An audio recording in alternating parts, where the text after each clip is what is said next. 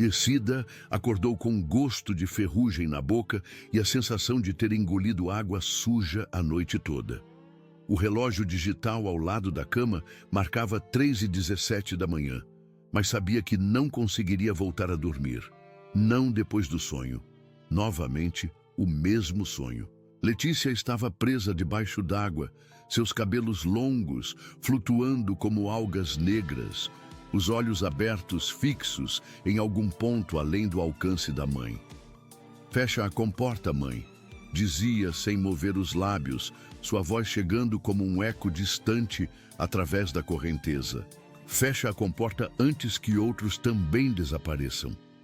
Cida levantou da cama com os joelhos tremendo, seus pés descalços encontrando o chão frio do pequeno apartamento em São Bernardo do Campo. 5 meses. 5 meses desde que Letícia desaparecera naquele maldito retiro espiritual na serra, junto com Marina e Érica. 5 meses de noites em claro, de telefonemas desesperados para a polícia, de vigílias nas portas do que restara da Fazenda Luz Interior. 5 meses de pessoas bem intencionadas dizendo que ela precisava seguir em frente, como se uma mãe pudesse simplesmente arquivar o desaparecimento da filha, como um processo burocrático mal resolvido. O apartamento estava silencioso demais. Cida abriu a torneira da cozinha e deixou a água correr entre os dedos, observando o líquido transparente descer pelo ralo, como se pudesse encontrar alguma pista ali.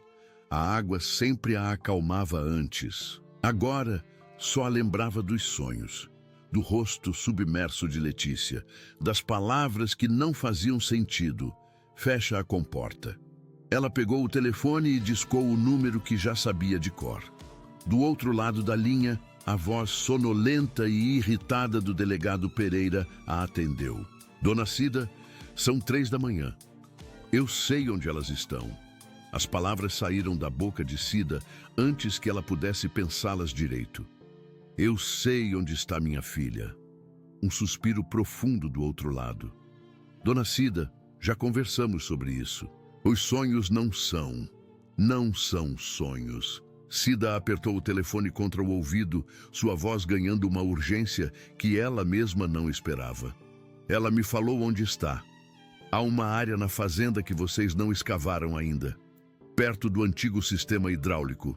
Ela disse para fechar a comporta antes que outros desapareçam." O silêncio se estendeu por longos segundos. Cida podia ouvir Pereira respirando, considerando suas palavras, provavelmente se perguntando se deveria desligar o telefone ou chamar uma ambulância psiquiátrica. "Dona Cida, a fazenda foi vendida. Os novos proprietários começaram as reformas ontem, se há algo para ser encontrado."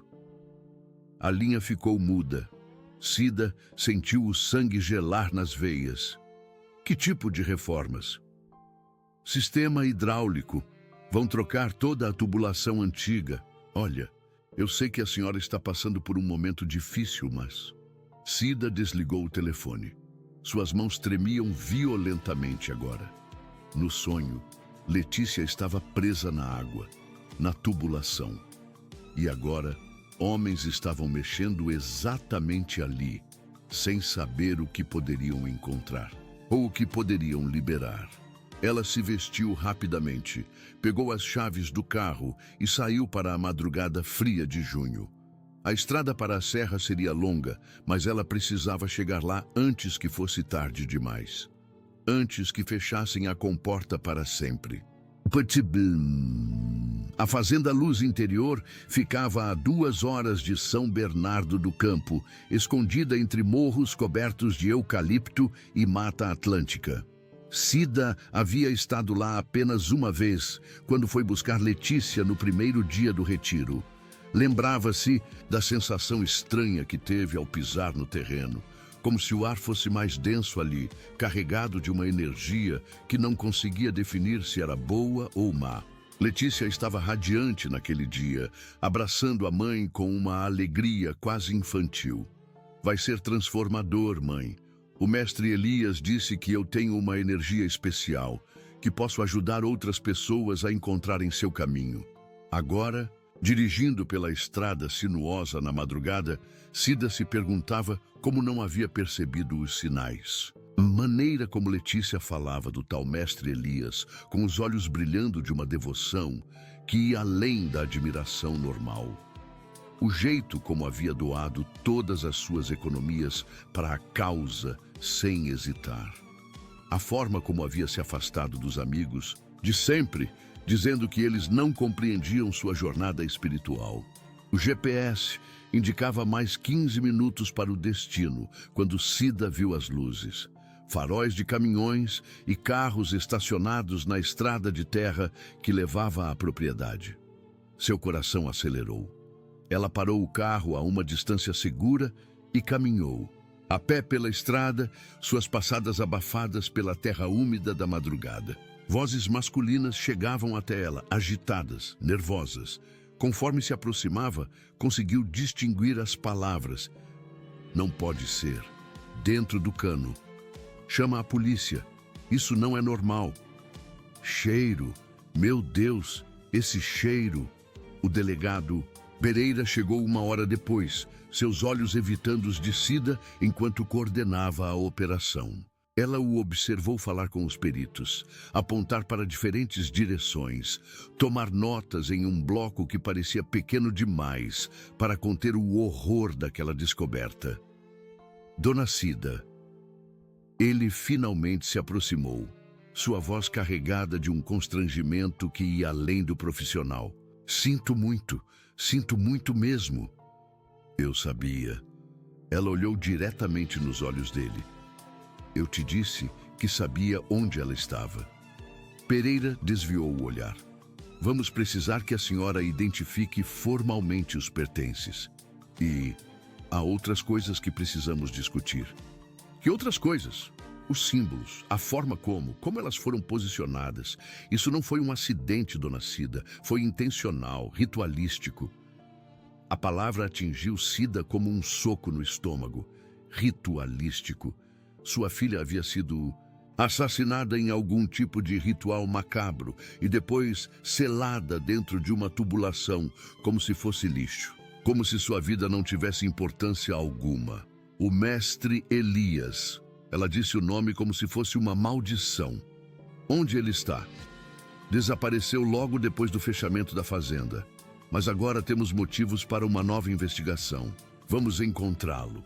Cida assentiu, mas suas palavras pareciam vir de muito longe. Ela observou os peritos trabalhando, fotografando cada detalhe, coletando amostras.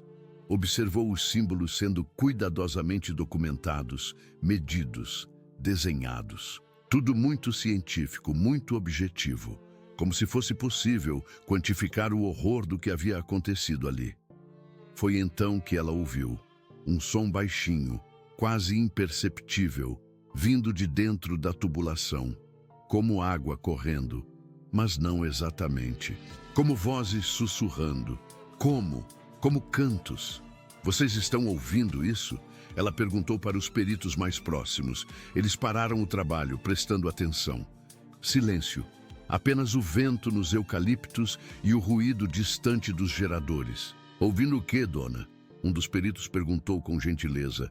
Cida balançou a cabeça. Talvez fosse sua imaginação. Talvez fosse o cansaço, o choque, o desespero, mas ela tinha certeza de que havia ouvido algo. Vozes femininas, cantando. Fecha a comporta, ela murmurou, lembrando-se das palavras do sonho. Ela disse para fechar a comporta. Mas já era tarde demais. A comporta havia sido aberta. E Cida tinha a terrível sensação de que o que quer que tivesse sido liberado daquela tubulação não eram apenas os restos mortais de 3 jovens mulheres. As escavações continuaram pelos próximos 3 dias. Cida não saiu do local, dormindo no carro quando o cansaço se tornava insuportável, acordando sempre com o mesmo sonho. Letícia debaixo d'água, tentando lhe dizer algo importante. Mas agora não era mais apenas Letícia. Marina e Érica também estavam lá, os três rostos pálidos flutuando na correnteza subterrânea, movendo os lábios em sincronia como um coro de advertência. A cada nova descoberta, o horror se aprofundava. Os restos das três mulheres haviam sido organizados em uma formação triangular precisa dentro da tubulação, com cada corpo posicionado em um ponto específico. Os símbolos não eram aleatórios, formavam um padrão complexo que se repetia ao longo de toda a extensão do cano, como se fossem instruções ou fórmulas de algum tipo. Mas a descoberta mais perturbadora aconteceu quando encontraram os túneis. Rafael Silva, o ex-seguidor que havia abandonado o retiro dias antes do desaparecimento, foi localizado pela polícia em um apartamento de 2 cômodos em Diadema. Cida estava presente quando ele prestou depoimento, suas mãos tremendo tanto que mal conseguia segurar o copo d'água que lhe ofereceram. "Eu vi", ele repetia obsessivamente. "Eu vi e não fiz nada. Meu Deus, eu vi e não fiz nada." Rafael contou sobre a Câmara das Conexões, uma sala subterrânea que apenas os iniciados conheciam. Falou sobre cerimônias noturnas, onde o mestre Elias praticava o que chamava de unificação das essências com o ciclo da purificação hídrica. Na noite anterior ao seu abandono do retiro, ele havia seguido os sons vindos dos túneis e visto as 3 mulheres sendo conduzidas para baixo, vestindo túnicas brancas e com os olhos vidrados como se estivessem drogadas. Elas estavam diferentes. Rafael limpava o suor da testa constantemente. Não resistiam, não falavam, só seguiam, como se não fossem mais elas. A partir das informações de Rafael, uma nova escavação foi iniciada.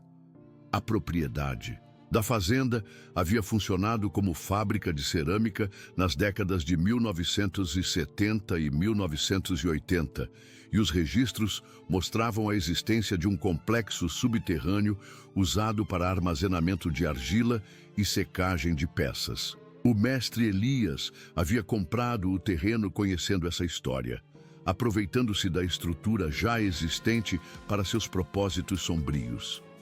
A entrada para os túneis foi encontrada disfarçada sob o assoalho de madeira do antigo salão de meditação. Uma escada íngreme de pedra descia até uma galeria principal que se ramificava em várias direções. O ar lá embaixo era úmido e carregado de um cheiro adocicado e nauseabundo que impregnava as roupas e grudava na garganta. Cida insistiu em acompanhar a primeira descida, ignorando os protestos do delegado Pereira. Ela precisava ver, precisava entender o que havia acontecido com sua filha nesses últimos momentos. A Câmara das Conexões ficava ao final do túnel principal, uma sala circular de aproximadamente 10 metros de diâmetro. As paredes de pedra estavam cobertas por símbolos entalhados que continuavam os padrões encontrados na tubulação. No centro da sala, um altar de pedra com canais esculpidos que se conectavam a aberturas no chão, aberturas que levavam diretamente ao sistema hidráulico da propriedade. Mas foi o que encontraram ao redor do altar que fez Cida vomitar até não conseguir mais respirar. Fotos, dezenas delas, queimadas e dispostas em círculos concêntricos. Fotos de Letícia, Marina e Érica em vários momentos do retiro. Algumas as mostravam meditando, outras participando de cerimônias, outras ainda. Outras mostravam coisas que a mente de Cida se recusava a processar completamente. As 3 mulheres nuas, inconscientes, sendo preparadas para algo terrível. "Minha menina." Cida caiu de joelhos no chão da câmara, suas lágrimas pingando nas pedras frias. "O que ele fez com você, minha menina?" Entre as fotos havia também algo que nenhum perito conseguiu explicar: cabelos. Mechas longas e escuras que pareciam ter sido cortadas recentemente, ainda conservando o cheiro do shampoo que Letícia usava. Mas isso era impossível. As mechas estavam frescas demais para terem 5 meses. O investigador responsável pela perícia da Câmara era um homem experiente chamado João Mendes, que havia trabalhado em alguns dos casos criminais mais brutais do estado. Mas mesmo ele parecia perturbado pelo que encontraram na bifurcação estreita ao final da galeria. Um diário encadernado em couro, parcialmente destruído pela umidade, mas ainda legível em algumas partes. Cida estava presente quando ele abriu o diário pela primeira vez. As páginas iniciais continham anotações em uma caligrafia que ela reconheceu imediatamente como sendo de Letícia. Descrições dos primeiros dias do retiro, impressões sobre os outros participantes, reflexões sobre as meditações e jejuns. Tudo muito normal, muito semelhante ao que Letícia escrevia em seus outros diários desde a adolescência. Mas conforme as páginas avançavam, a caligrafia mudava. Tornava-se mais irregular, desesperada.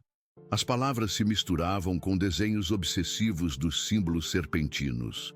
E então, na metade do diário, a caligrafia mudava completamente. Não era mais de Letícia, era de outra pessoa ou de outras pessoas. A água leva o corpo, mas a alma permanece para guiar os que ainda resistem. João leu em voz alta, sua voz ecoando nas paredes da câmara. O portal se abre através do sangue, se fecha através do sacrifício. 3 para despertar, 9 para manter, 27 para completar. Cida sentiu um arrepio percorrer sua espinha. 27. Parece ser algum tipo de numerologia oculta. João continuou folheando o diário. Aqui fala sobre as próximas que virão, sobre preparar o caminho para a grande unificação. E há uma data marcada. Que data? João olhou para ela com uma expressão sombria. Hoje. A data marcada é hoje. O silêncio na câmara foi quebrado por um som que fez todos paralisarem. Um barulho vindo das tubulações acima de suas cabeças, como água correndo rapidamente através dos tubos. Mas não havia água corrente naquela parte da propriedade há meses. Vocês ouviram isso? João sussurrou. Todos ouviram, e conforme prestavam atenção, o som se tornava mais claro. Não era água, eram vozes. Vozes femininas cantando uma melodia que parecia familiar, mas que ao mesmo tempo causava uma sensação de terror profundo. Temos que sair daqui. Cida levantou-se, suas pernas falhando. Temos que sair agora. Mas quando se dirigiram para a saída da câmara, descobriram que a pesada porta de madeira estava fechada, trancada por fora. Ei! João bateu na porta com força. Abram a porta! Silêncio lá de cima. E então, uma voz que fez o sangue de Cida gelar. Mãe! A voz de Letícia, clara e distinta, vindo de algum lugar dentro das paredes. Não! Tente sair, mãe. Você precisa ficar, você precisa ajudar. Letícia! Cida se aproximou das paredes, suas mãos tocando as pedras frias. Letícia, onde você está? Estou aqui, mãe. Sempre estive aqui, esperando você entender. João puxou seu rádio, mas não havia sinal naquela profundidade. Eles estavam presos na câmara, presos com as fotos queimadas, os símbolos inexplicáveis e a voz de uma menina, morta há 5 meses. O que você quer de mim? Cida perguntou para as paredes, suas lágrimas correndo livremente agora. Feche a comporta, mãe. Como eu te disse, feche a comporta antes que seja tarde demais. Foi então que Cida viu. No canto mais escuro da câmara, havia uma alavanca de ferro oxidado conectada a um sistema de válvulas antigas. As válvulas que controlavam o fluxo de água para toda a propriedade. Não, João segurou o braço dela. Não sabemos o que isso pode fazer. Mas Cida já estava caminhando em direção à alavanca. Sabia, com uma certeza que ia além da lógica, que aquela era a única forma de acabar com tudo, de libertar as almas presas na correnteza subterrânea, de impedir que outros desaparecessem.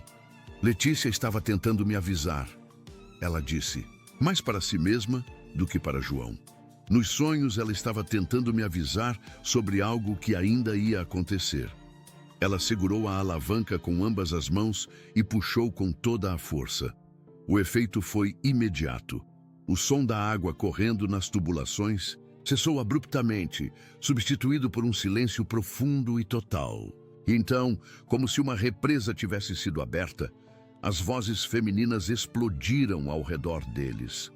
Não mais sussurros ou cantos baixos, mas gritos desesperados, de dor, de libertação. A porta da câmara se abriu sozinha. Quando emergiram dos túneis, Cida encontrou um cenário que jamais esqueceria.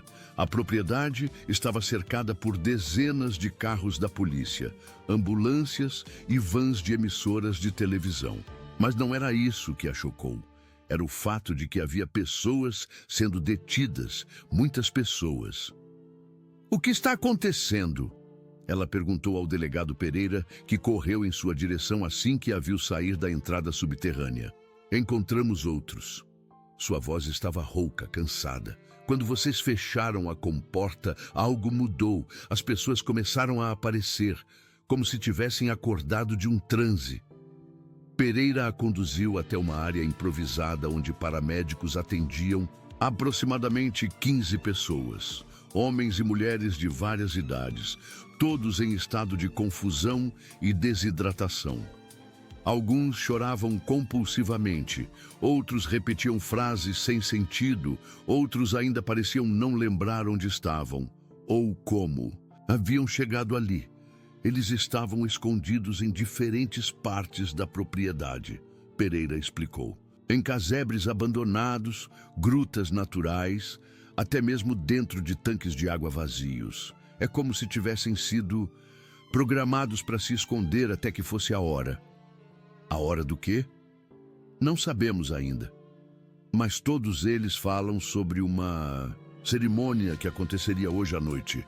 Uma grande unificação que completaria o que foi começado com sua filha e as outras duas. Cida observou os rostos dos sobreviventes, buscando algum sinal de reconhecimento. Eram pessoas comuns, professoras, comerciantes, donas de casa, aposentados. Pessoas que, como Letícia, haviam buscado algo na fazenda Luz Interior e encontrado um pesadelo. "Onde está o mestre Elias?" ela perguntou. Lá. Pereira apontou para uma ambulância onde um homem de aproximadamente 50 anos estava sendo atendido por paramédicos. Ele parecia pequeno e frágil, muito diferente da figura carismática e poderosa que Cida havia imaginado. Cabelos grisalhos, desgrenhados, roupas sujas, olhos vidrados como os dos outros sobreviventes.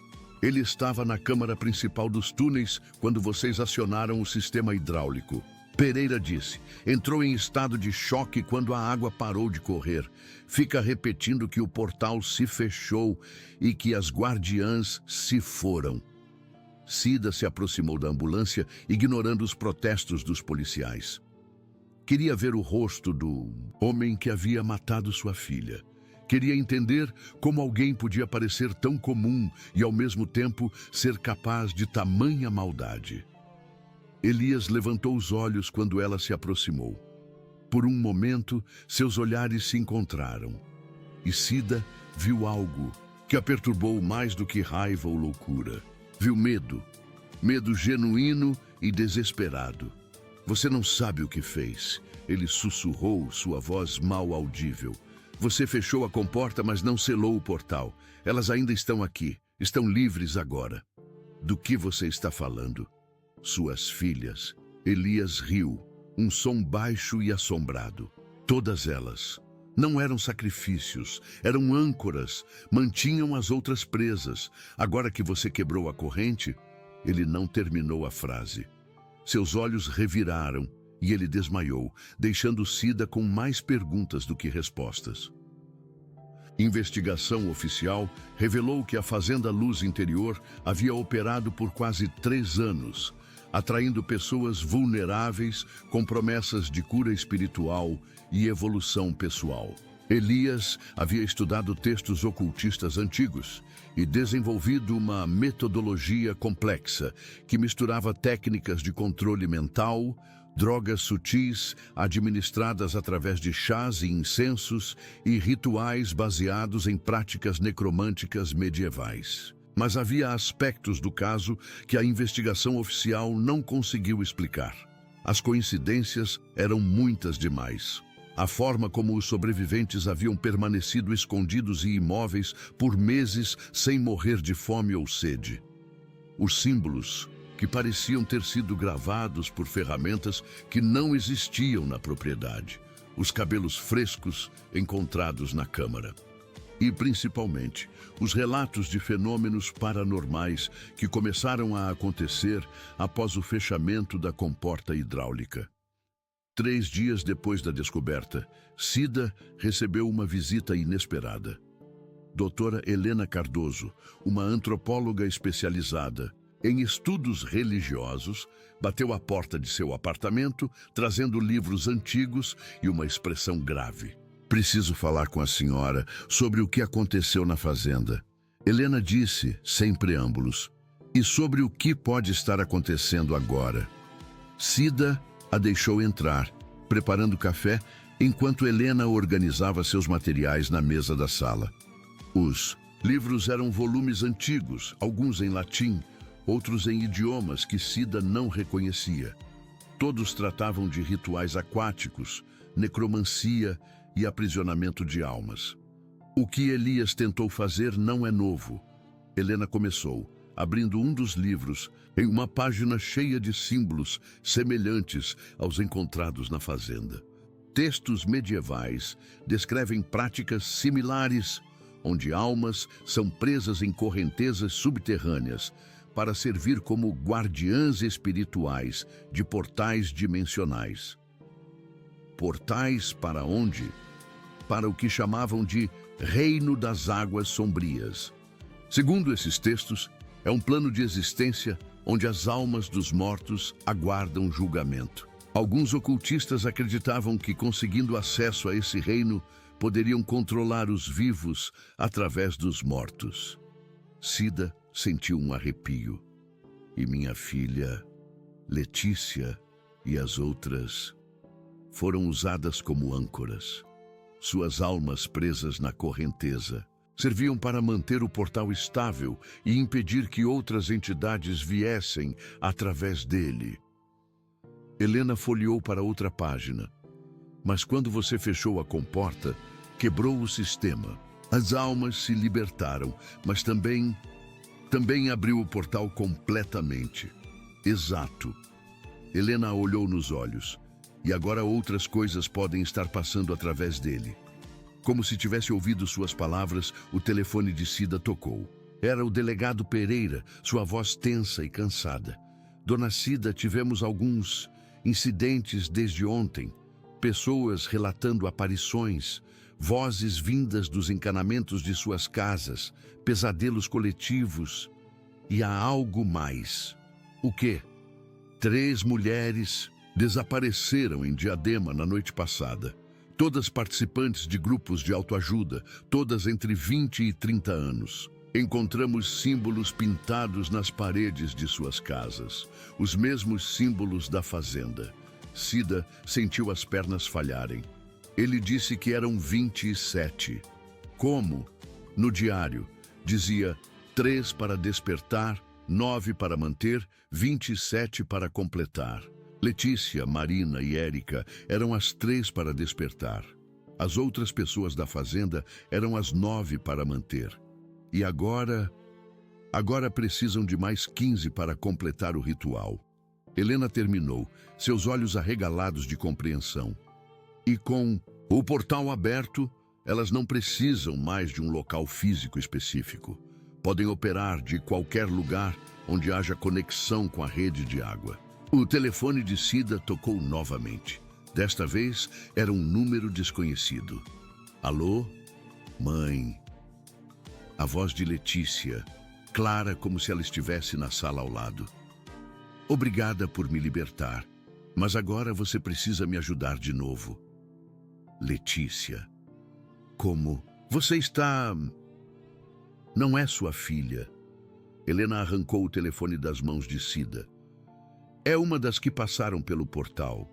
Elas podem imitar vozes, memórias, qualquer coisa que as ajude a manipular os vivos. Mas Cida já havia ouvido o suficiente para saber que, qualquer coisa que fosse aquela voz, ela conhecia coisas que apenas Letícia poderia saber. Detalhes íntimos, memórias compartilhadas, o jeito específico como sua filha falava quando estava com medo. "O que você quer?" Cida perguntou, pegando o telefone de volta de Helena. "Preciso que você venha até mim, mãe. Há uma forma de consertar tudo isso, de selar o portal definitivamente. Mas preciso que você confie em mim. Onde você está?" "Na antiga estação de tratamento de água de Diadema. Você sabe onde é. Onde costumávamos ir quando eu era pequena para alimentar os patos no lago." Cida conhecia o lugar. Era uma área abandonada há anos, com tanques de decantação vazios e uma rede complexa de tubulações que se conectava à rede de água de toda a região metropolitana. O local perfeito para alguém ou alguma coisa que quisesse controlar o fluxo de água de milhares de casas. "Não vá." Helena segurou seu braço. "É uma armadilha. Seja lá o que for essa coisa, ela quer você lá por algum motivo específico." Mas Cida já estava pegando as chaves do carro. "Se há uma chance de acabar com isso, de impedir que outras pessoas desapareçam, eu preciso tentar. Então, eu vou com você." "Não, isso é entre mim e minha filha." "Sua filha está morta!" Helena gritou, sua compostura acadêmica finalmente rachando. "O que quer que esteja falando com você não é Letícia. É algo que está usando a memória dela, a voz dela, para te manipular." Cida parou na porta, sua mão na maçaneta. "E se você estiver errada? E se for realmente ela, presa entre os mundos, tentando consertar o que Elias fez? E se eu estiver certa? E se você estiver caminhando direto para uma armadilha que vai resultar em mais mortes?" Cida olhou para Helena por um longo momento. A mulher tinha razão, é claro. Tudo indicava que aquilo era uma armadilha, mas havia algo na voz ao telefone, uma dor, um desespero, que era genuinamente de Letícia. Algo que nenhuma imitação poderia reproduzir perfeitamente. "Se eu não voltar em 2 horas, chame a polícia." Cida disse, abrindo a porta. "Conte a eles sobre o portal, sobre os 27. Eles precisam saber." E saiu, deixando Helena sozinha com os livros antigos e o peso da certeza de que provavelmente nunca mais veria Cida viva. A estação de tratamento de água ficava nos limites de Diadema, uma construção de concreto dos anos 1970 que havia sido desativada quando um sistema mais moderno foi construído do outro lado da cidade. Cida conhecia bem o lugar. Costumava levar Letícia lá quando ela era criança, não para ver as instalações, mas para o pequeno lago artificial que se formara ao lado dos tanques abandonados. Letícia adorava alimentar os patos e observar as carpas douradas que alguém havia soltado ali anos atrás. Agora, dirigindo através do portão aberto da estação, Cida sentia como se estivesse voltando no tempo. Mas era uma volta distorcida, onde as memórias felizes eram tingidas pela realidade sombria do presente. O carro dela foi o único estacionado na área. Tudo estava silencioso, exceto pelo som distante de água correndo através dos tanques. Água que não deveria estar correndo, já que a estação havia sido desativada há mais de uma década. Cida saiu do carro lentamente, seus sentidos em alerta máximo. O cheiro no ar era familiar, o mesmo cheiro doce e nauseante que havia sentido na câmara subterrânea da fazenda. E havia algo mais. Um som baixo, quase inaudível, como se dezenas de pessoas estivessem sussurrando ao mesmo tempo. "Letícia", ela chamou, sua voz ecoando entre os tanques de concreto. "Estou aqui. Aqui, mãe." A resposta veio de várias direções ao mesmo tempo, como se houvesse alto-falantes escondidos por toda a estação. Venha até o tanque principal. Você vai entender tudo. Cida seguiu as placas indicativas, seus passos ecoando no concreto molhado. Conforme se aproximava do centro da estação, o som de vozes sussurrando ficava mais intenso. E havia algo mais, uma luz fraca, azulada, vinda do interior do maior tanque de decantação. Quando chegou à borda do tanque, Cida precisou se segurar no corrimão de ferro para não cair. O tanque estava cheio de água escura, quase negra, que se movia em padrões circulares impossíveis, e na superfície dessa água, flutuando como se fossem reflexos, estavam rostos, dezenas deles. Rostos de mulheres de várias idades, todos com os olhos abertos, todos movendo os lábios em sincronia. No centro do círculo de rostos, Letícia. Oi, mãe. Ela sorriu e por um momento foi exatamente como Cida se lembrava. A menina de 24 anos que havia partido para o retiro 5 meses atrás. Obrigada por vir, minha filha. Cida se ajoelhou na borda do tanque, suas lágrimas caindo na água escura. Eu sinto tanto, minha filha. Sinto muito por não ter impedido você de ir para aquele lugar. Você não poderia ter impedido. Letícia flutuou mais perto da borda, seu rosto se tornando mais claro. Estava tudo planejado há muito tempo, desde antes de eu nascer, desde antes de você nascer. Do que você está falando? Olhe ao seu redor, mãe. Olhe quantas nós somos. Cida olhou. Os rostos na água se tornaram mais distintos. Ela reconheceu Marina e Érica, as duas que haviam desaparecido com Letícia. Mas havia outros rostos, também mulheres mais velhas, algumas que pareciam ter vindo de décadas passadas, a julgar pelos penteados e pela qualidade das roupas que usavam. Todas nós viemos aqui buscando algo, Letícia continuou. Todas nós fomos escolhidas, não pelo Elias. Ele era apenas um instrumento. Fomos escolhidas por algo muito maior, muito mais antigo. Escolhidas para quê? Para guardar o portal, para impedir que as coisas do reino das águas sombrias venham para este mundo. O Elias entendeu errado. Ele achava que podia usar o portal para controlar os vivos através dos mortos. Mas o portal não serve para isso. Serve para manter separados mundos que não devem se tocar. Cida sentiu um arrepio percorrer sua espinha. E agora que eu fechei a comporta, agora o portal está instável. As guardiãs antigas foram dispersadas quando você quebrou o sistema. E coisas começaram a passar através dele. Letícia apontou para outros rostos na água. Elas se fazem passar por nós, imitam nossas vozes, nossas memórias. É assim que conseguem seduzir novas vítimas. Como eu sei que você é realmente minha filha e não uma dessas coisas? Letícia sorriu tristemente. Você lembra do meu 8º aniversário?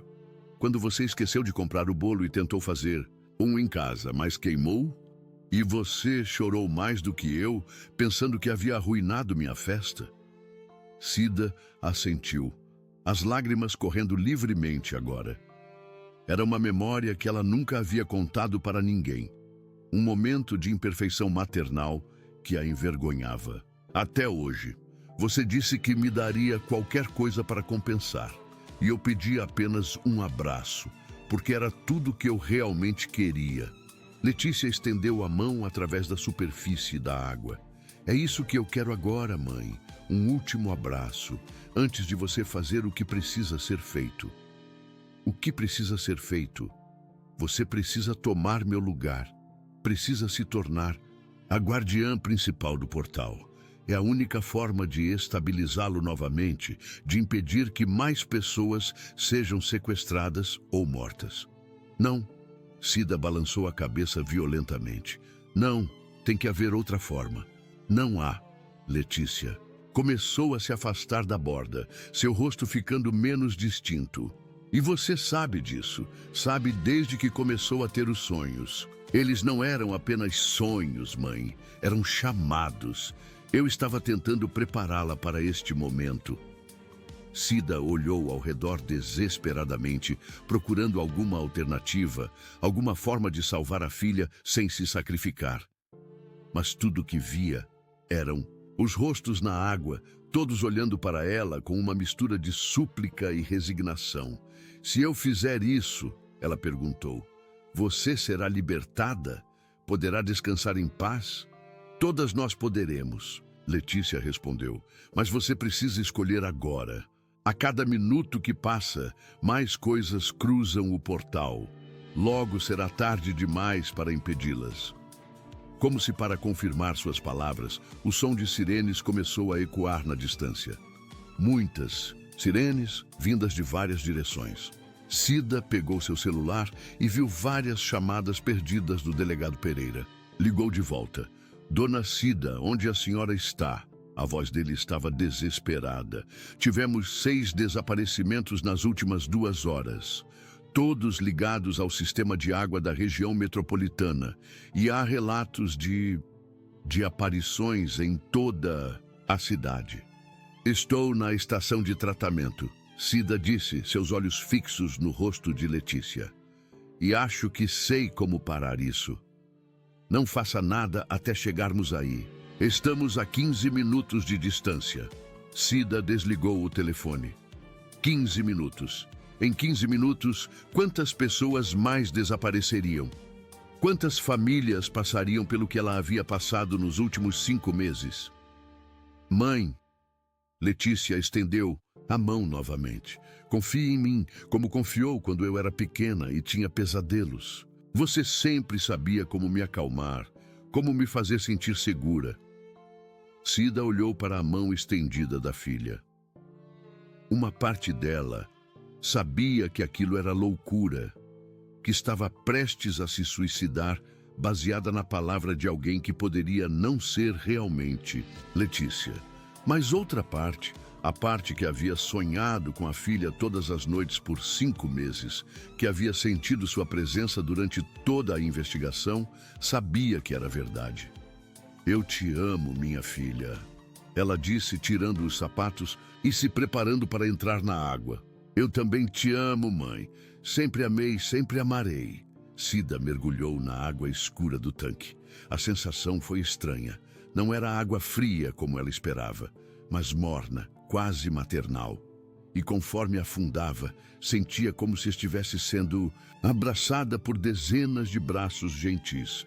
Os rostos ao seu redor se tornaram mais claros, mais reais. Mulheres de diferentes épocas, todas unidas pelo mesmo destino, todas sorrindo para ela com gratidão e alívio. Letícia nadou até ela, seu corpo se tornando sólido conforme se aproximava. Mãe e filha se abraçaram no fundo do tanque e Cida sentiu toda a dor, toda a angústia dos últimos 5 meses se dissolver. Sua filha estava ali, realmente ali, inteira e em paz. Agora você vai entender tudo, Letícia sussurrou em seu ouvido. Vai ver por que era necessário. E Cida viu o portal, não como uma abertura física, mas como uma rachadura na realidade, uma ferida no tecido que separava os mundos. Viu as criaturas do reino das águas sombrias, entidades antigas e famintas que haviam esperado séculos por uma oportunidade de cruzar para o mundo dos vivos. Viu como elas imitavam os mortos, usando suas vozes e memórias para seduzir novos hospedeiros. E viu também o papel das guardiãs, almas voluntárias que se posicionavam ao redor do portal, criando uma barreira de energia humana que as criaturas não conseguiam atravessar. Um sacrifício eterno para proteger os vivos. Mas por que tem que ser assim? Perguntou Cida, mesmo sabendo que já era tarde demais para questionar. Porque somos mães, respondeu Letícia sorrindo. E as mães protegem seus filhos, todas elas, mesmo as que não são nossas por sangue. Cida sentiu seu corpo se transformar. se tornando parte da água, parte do sistema de proteção que mantinha o portal estável. Mas não era uma sensação de morte, era de propósito, de completude. Pela primeira vez em 5 meses, sentia-se útil novamente. Acima delas, na superfície do tanque, os rostos das guardiãs antigas começavam a se desvanecer. Uma por uma, elas sussurravam palavras de gratidão antes de desaparecer, finalmente livres para seguir seu caminho para o descanso eterno. Agora é nossa vez, disse Letícia, ela e Cida tomando suas posições no círculo protetor. Nossa vez de guardar o portal. Por quanto tempo? Até que apareça alguém disposta a tomar nosso lugar. Ou até que encontrem uma forma melhor de selar o portal para sempre. Cida assentiu, aceitando seu destino. Através de sua nova percepção expandida, podia sentir o portal se estabilizando, as criaturas sendo empurradas de volta para seu mundo de origem. Podia sentir também as pessoas que haviam desaparecido nas últimas horas sendo liberadas, confusas, mas vivas, aparecendo em suas casas sem memória de onde estiveram. Mas havia algo mais. Uma sensação de que não estavam sozinhas, que havia outras guardiãs em outros lugares, protegendo outros portais, uma rede invisível de mães, filhas, irmãs e amigas que haviam escolhido o sacrifício para proteger os que amavam. Não é tão ruim assim, não é?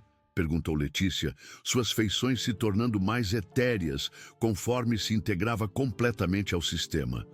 Não, respondeu Cida, surpresa por descobrir que era verdade. Não é ruim. O delegado Pereira chegou à estação de tratamento exatamente 15 minutos depois do telefonema de Cida. Encontrou o carro dela no estacionamento, suas roupas e sapatos organizados cuidadosamente na borda do tanque principal. Mas não encontrou seu corpo. A água do tanque estava limpa e transparente, circulando em padrões normais. Não havia sinais de luta, de violência ou de qualquer atividade paranormal. Apenas um bilhete, escrito na caligrafia de Cida, deixado ao lado de suas roupas. Encontrei minha filha. Estamos bem, cuidem uns dos outros. A investigação oficial concluiu que Cida havia cometido suicídio, incapaz de lidar com o trauma da perda da filha.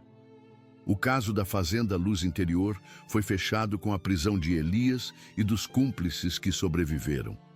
A fazenda foi demolida. O terreno foi purificado e vendido para uma empresa de reflorestamento.